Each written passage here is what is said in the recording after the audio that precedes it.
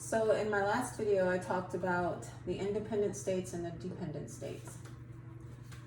One of the problems that were encountered in the independent states was that the people who worked there, including civilians and the military, they also lived there. So one example was a VA hospital in one of the states, one of the independent states. A VA hospital, which is a dependent state on federal lands, had dependent children. So there were civilians and military here, and they lived there, and they had children, and their children lived there. So their children needed to go to school. Let's say we're talking about this dependent state needing to send its children to this town. Maybe that's the closest town because this was in the 1800s, like 1864 and after. They needed to send their children to this school. So they asked the federal government, and the federal government asked the independent state, can we send our children to your school? Now this is a Texas example. This actually happened in Texas. And the town and the independent state said, no. Not just no, but hell no. You were given these lands. That's where you live, that's where you work. You figure your stuff out. You build your own schools. It wasn't just schools though. They didn't have fire departments. They didn't have police departments. They didn't have insane asylums or hospitals. So if you're even a little bit familiar with the military, if you've ever been in the military or know someone who's in the military, some bases, some dependent states don't have hospitals. So when you are in the military and you're a male and you're married and your wife is a dependent and she becomes pregnant, she would have to go off base to a hospital to have her baby. But there was a problem because the independent state wouldn't allow that. They wouldn't allow them to go to school. They wouldn't allow them to go to the hospitals. They wouldn't allow their fire departments to go onto post. They didn't have anything like that. They didn't help them out. They were dependent on the federal government. So what the federal government did, and actually they took it to court, a local court.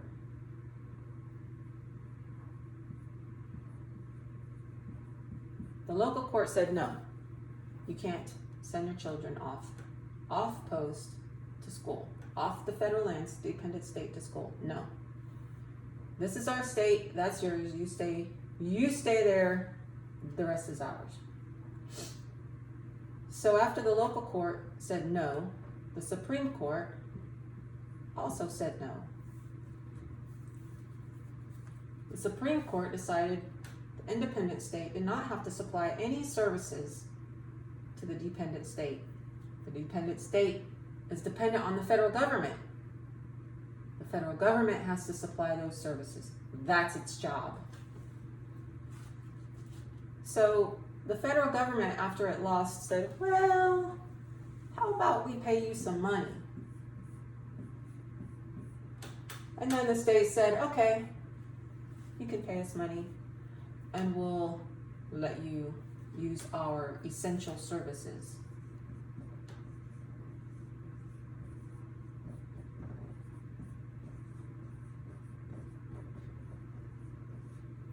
Okay, so now some of this is conjecture on my part, just based on things that I've seen out in the world and the way things work. We know how things work. Sometimes we don't know we don't know why things work that way. So we know that the federal government requires us to get birth certificates, they require us to get licenses to travel on the roads, they require us to get licenses to be merchant mariners on the water, they require us to jump through all kinds of hoops. But we're independent of them. So why? So let's go back to the dependent state sending its children to the schools. Each independent state has a contract with the dependent states, the federal government, to supply these services. So what it has done is said, we'll give you money, you supply the services, but we want to regulate how the money's used. Okay? So these regulations are not part of the Constitution. They're part of the titles, not positive. Meaning they're for business purposes, money, contracts between the independent state and the dependent state for the essential services to the children, or to the, like back in the old days, women weren't in the military, so it was the military, the husband's wives who needed to go to the hospitals, who needed whatever services, sometimes insane asylums, firefighting on post. Okay, so we went over that. All right, so these contracts are things like things without a positive law citation, which are law enforcement, the labor laws, the IRS. Title 26 is a business contract, and it was intended to be used to help pay for these services to these people, but we were never supposed to pay for that. We in the independent state were never supposed to pay for that. The feds were supposed to pay for that, but what they did was they created a sort of a money laundering system where we paid for it, it went to them, and they used it on the federal lands, which was the creation of something called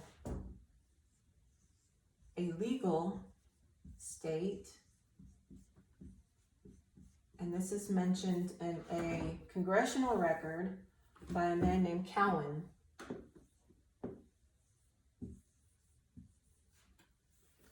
And really bright guy who asked a lot of interesting questions of the federal government, which helps explains what it is they're doing. So he asked Congress in a speech, he said,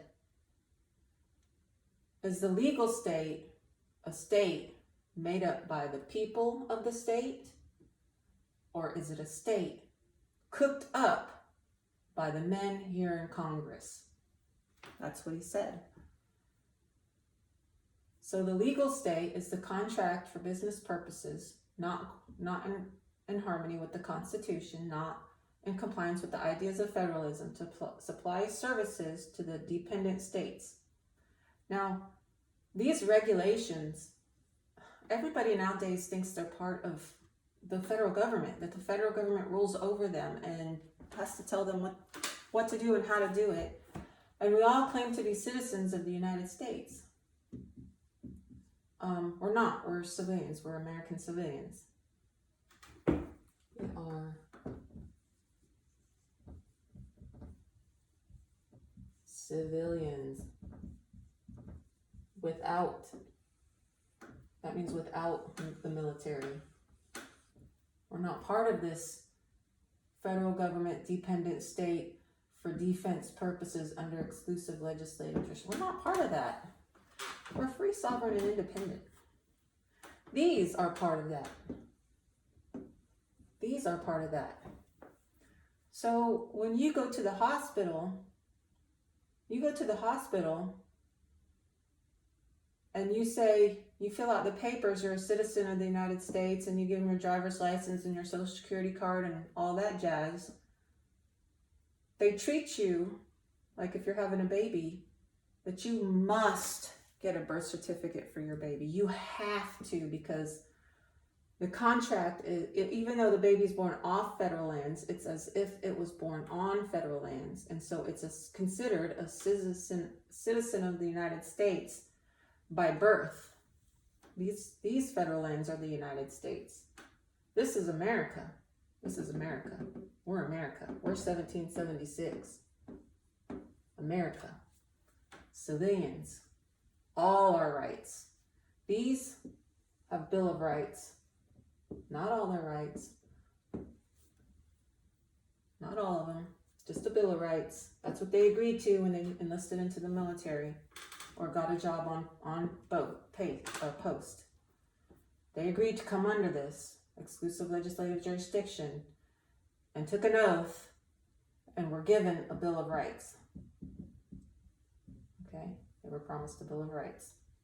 We have all our rights. 1776, all our rights. Americans, civilians. But we go to the hospital that has a contract with the federal government to supply services to the military, and we claim to be, and it's basically from ignorance. We just claim to be citizens of the United States, and the people administering these contracts, who are just Joe Nobodies or Jane Nobodies sitting behind a desk saying, well, I have to, the federal government says. And they issue you a birth certificate making your child part of the dependent state under the exclusive legislative jurisdiction of the federal government. It's the same with the schools. The schools have a contract with the federal government to supply the services to the citizens of the United States. And so when you take your child to school and you claim to be a citizen of the United States, not an American, not a civilian, you claim to be a citizen, you come under the laws for the dependent state, exclusive legislative jurisdiction, federal government laws. Get your shots and shut up. Get your vaccine and shut up. Okay? Pay your taxes and shut up. Get your birth certificate and shut up. That's what happens when you claim to be one of these people. You got your Bill of Rights, and we're going to take your guns anyway. You got your Bill of Rights. You can say some things as long as you don't question the legitimacy of the public debt. You got your Bill of Rights. You can fight for those. Yeah, we'll let you fight for those. We'll let you fight for those because that's all you get. That's all you get. Joke's on you. You think this is great and wonderful. You think the Bill of Rights is great and wonderful. It's not. This is great and wonderful. This is where we need to be. The independent states, American civilians, 1776, all are natural, God-given, creator-given, whatever you believe in, given rights. Okay, so I hope you understand all this, and it's a mess, but if you maybe watch it a few more times, you'll get it. I think I explained it enough to where you can show it to your children and they'll be able to look at it and understand it. You can share this video and I would appreciate that because the more people that know this, the quicker we can obtain our freedom and hopefully throw out the banks and, I don't know, maybe even take our lands back if that's what you want to do. So like, share, and subscribe, and I'll see you in the next video on Positive Law.